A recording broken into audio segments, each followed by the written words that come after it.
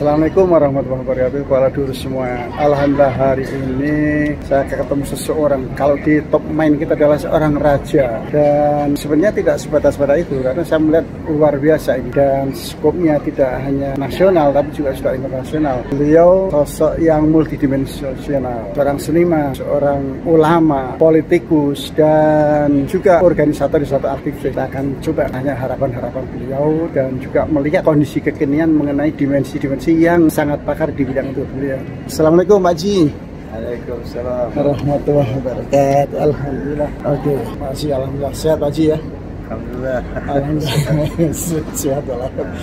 Pak Ji, ini kan saya melihat Pak Ji sebagai sosok yang luar biasa, tidak hanya raja dangdut dan juga kaliber Indonesia saja tapi juga internasional. Tapi yang sangat menarik adalah antum adalah manusia multidimensional.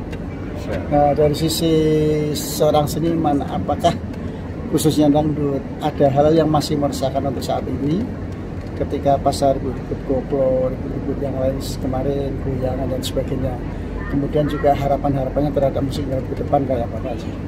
Ya, musik dangdut ini kan sekarang ini boleh dibilang sudah menjadi ya tuan rumah lah di negeri sendiri, insya Allah kayak gitu. Nah, tentunya ini berkat perjuangan para aktivis, para musisi seniman dangdut dari awal dulu sampai sekarang. Dan memang kalau kita melihat Indonesia, kalau dangdut itu dibilang banyak kampungan gitu, dalam arti kata musik kampung, it's okay. Indonesia adalah big village, kampung besar. Artinya apa? Dangdut ini digemari secara luas di Indonesia.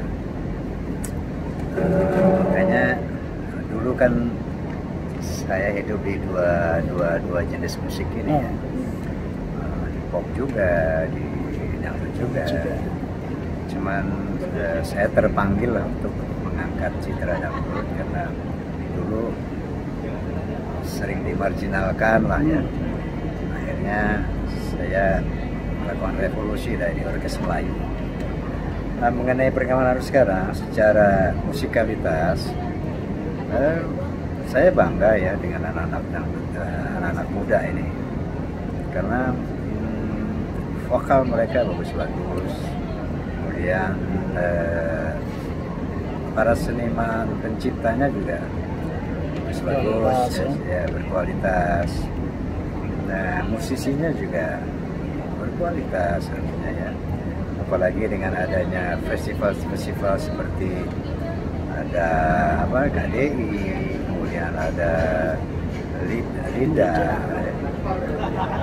Itu merupakan satu ajang untuk memacu kreativitas para seniman dangdut, juga untuk katakanlah juga mensiarkan dangdut itu sendiri. Problemnya saat ini apa untuk musik dangdut ini? Atau apakah memang masih ada? Ya, artinya dalam semua jenis musik ada memang hal-hal yang positif atau negatif, itu sesuatu hal yang biasa ya. Tetapi saya nggak bosan-bosan lah menganjurkan, mengajak para seniman dangdut, juga para masyarakat yang mencintai musik dangdut untuk bagaimana musik dangdut ini betul-betul bisa, saya nggak bilang berdakwah lah mulai musik nggak, tapi minimal jadikanlah musik ini sebagai alat hiburan untuk menghibur, jangan merusak gitu. Karena the power of music itu luar biasa ya. Bisa merubah karakter seseorang, bahkan bisa merubah karakter sebuah bangsa. Jadi jangan main-main dengan the power of music. Jadi, karena itu ya kita harus bagaimana menggunakan musik ini. Itu tadi buat minimal menghibur, membuat lagu-lagu yang indah, penampilan yang sesuai dengan dasar negara kita, ada ketuhanan, ada kemanusiaan yang beradab. Ini boleh dibilang nih Pak Haji kan sebagai pengontrol ya, pengontrol musik dari ini, dan kalau secara kelembagaan kan PAMI ya. Nah nanti saat sepeninggal Pak Haji kira-kira gimana? Apakah ada sesuatu hal yang dikhawatirkan? Ya, tentu saja kita kekhawatiran sebagai pribadi, sebagai lembaga PAMI, bahkan sebagai bangsa, ya, sebagai anak bangsa, karena di dalam era globalisasi ini pasti ada penetrasi kultural dari berbagai macam negara. Nah, tugas kita adalah dalam konteks art, konteks seni, tentunya punya kewajiban moral bagaimana agar penetrasi kultural ini tidak merusak ya, citra bangsa kita, tidak merusak nilai-nilai yang ada di negara kita. Bahwa mari kita modern, mari kita gunakan segala teknologi, tapi tetap berbasis kepada nilai-nilai yang kita miliki, yaitu Pancasila.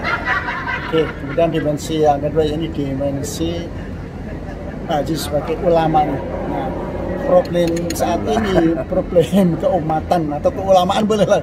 Artinya kalau dari sisi apa ya, dai dan mat'unya ini kayak apa nih, dari sisi dai problemnya apa, dari sisi mat'unya kira-kira problemnya apa, kemudian harapannya ke depan gimana? Ya memang sekarang ini luar biasa ya tantangan umat ini, tantangan internal, eksternal, luar biasa ya.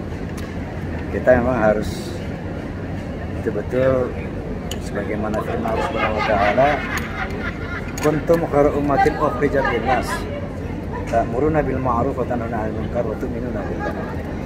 Bahwa kita adalah umat Islam, umat yang terbaik dilahirkan oleh Allah Subhanahu wa taala di antara manusia. Kenapa? Karena kita punya dua konsep, yaitu amar ma'ruf, menyeru kepada kebaikan, dan nahi munkar, mencegah kepada kemungkaran dari kemudian. Jadi dua hal ini harus seimbang. Menyeru saja tidak cukup, mencegah saja tidak cukup. Jadi harus ada seruan kepada kebaikan dan pencegahan kepada kemungkaran secara konsisten. Itulah saya rasa yang paling fundamental dalam Islam, bagaimana untuk menjaga umat. Karena alhamdulillah kita bersyukur kepada Allah Subhanahu wa taala karena muslim ini, Islam ini rahmatan lil alamin. Bahwa di dalam era global ini umat Islam memang diperintah oleh Allah Subhanahu wa taala untuk menghormati berbagai macam perbedaan yang ada, tentunya dengan tidak mengorbankan akidah kita. Bahwa saya katakan tadi bahwa ada tantangan internal eksternal. Internal ya banyak aliran ya yang kita tahu bahwa ada yang secara akidah menyimpang. Tentu ini juga satu tantangan yang harus kita benahi, tentu dengan satu konsep ud'u ila sabil rabbik bil hikmah wal mu'ajatul hasanah wajadilhum billati hiya ahsan. Serulah ke jalan Tuhanmu dengan cara yang bijaksana dan cara yang baik. Silakan berdebat, kita harus berdebat untuk mencari hal-hal yang lurus dan benar, tentu dengan cara-cara juga yang baik. Kira-kira tapi kadang-kadang ada yang ini ya, ada yang merasa benar, atau kalau nggak begitu ya menyalahkan pihak ini. Nah, apakah ini sulit banget diatasi sih? Sementara kita punya organisasi banyak, punya ulama banyak. Saya rasa begini, acuannya tuh jelas ya. Pertama, suruhan Allah Subhanahu wa taala, wa'tasimu bihablillahi jami'an. Bersatulah hai umat Islam dan bercerai-berai. Artinya apa? Sejauh secara akidah, usul kita sama, rukun Islam sama, itu hal-hal yang bersifat furu'iyah itu jangan dipertentangkan, boleh-boleh aja gitu. Yang penting usulnya itu sama. La ilaha illallah, salat Muhammad Rasulullah, salat lima waktu, puasa bulan Ramadan, berhaji, zakat, rukun Islamnya sama, rukun imannya sama. Apapun madhabnya, apapun ormasnya, mari kita eratkan ukhuwah Islamiyah, apalagi dalam koridor mazhabul arba'ah ya, Syafi'i, Maliki, Syafi'i, Hambali, Hanafi, kulluhum sahih, semua benar. Adapun ketika kita menemui